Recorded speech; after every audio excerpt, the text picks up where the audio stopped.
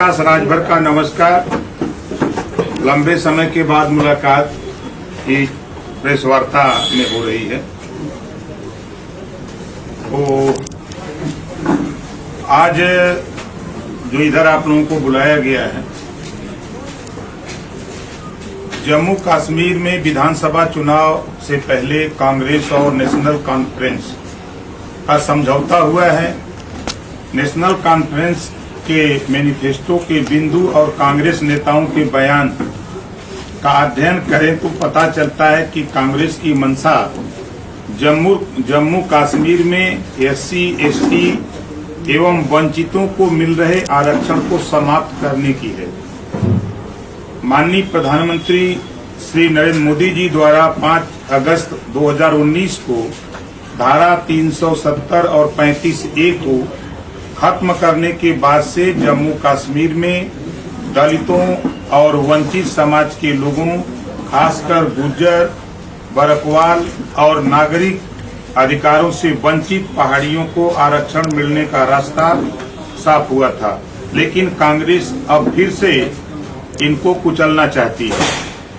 कांग्रेस ने अनुच्छेद 370 लागू करके जम्मू कश्मीर में एससी, एसटी सहित पूरे वंचित समाज के आरक्षण को 60 सालों से बाधित कर रखा था।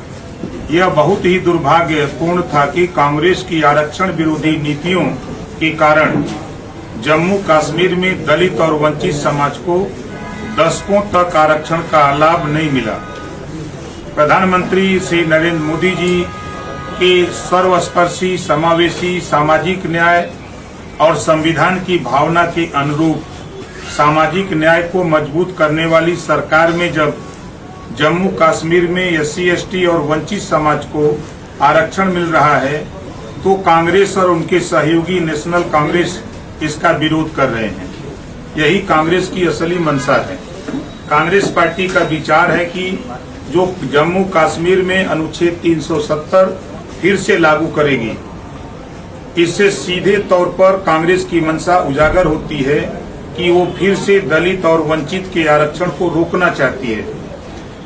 क्या कांग्रेस इस बात का जवाब देगी कि जम्मू कश्मीर में अनुच्छेद 370 और 35A फिर से लागू करके वह दलितों और वंचितों के आरक्षण को बाधित करने की योजना नहीं बना रही है? माननीय गृह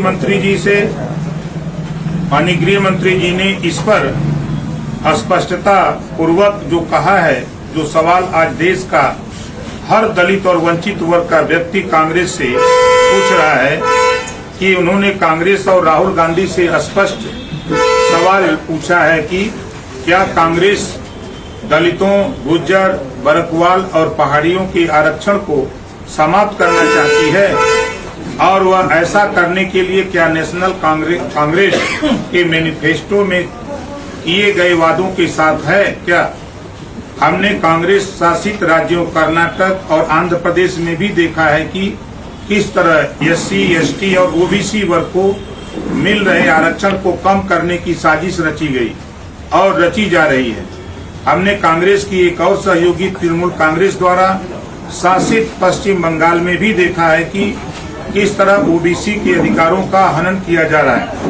कांग्रेस की मंशा शुरू से ही एससी, एसटी और ओबीसी को मिल रहे आरक्षण को खत्म करने की रही है। जामिया मिलिया इस्लामिया और अलीगढ़ मुस्लिम यूनिवर्सिटी में भी कांग्रेस ने एससी, एसटी और ओबीसी को आरक्षण नहीं मिलने दिया।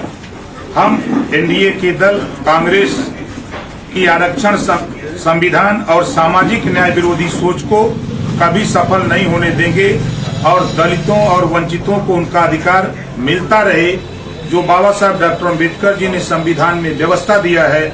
हम इसके लिए एनडीए के सभी साथी मिलकर लड़ते रहेंगे।